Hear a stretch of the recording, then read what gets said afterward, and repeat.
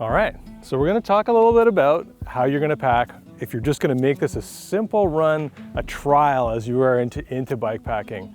So this is the kind of stuff that we don't need. This is what I'm gonna be pulling out of these bags to make my bike light, make it simple, and make it accessible. Tents coming out, sleeping bag, thermarest, poles, my overnight food, battery packs, headlamp, toiletries, my entire kitchen, a hydration pack. We don't need any of it. So in a sec, we're gonna talk about what exactly you do need and how you're gonna get it on your bike. We're gonna talk about making this simple, accessible, so that your first bike packing trip is as fun as it can possibly be.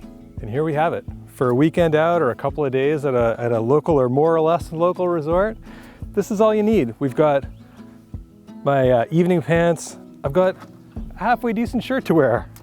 My spare shorts, because you do wanna have a pair of clean shorts for the ride home. A little bit of insulating wear, my rain jacket, toiletries, and a little bit of food.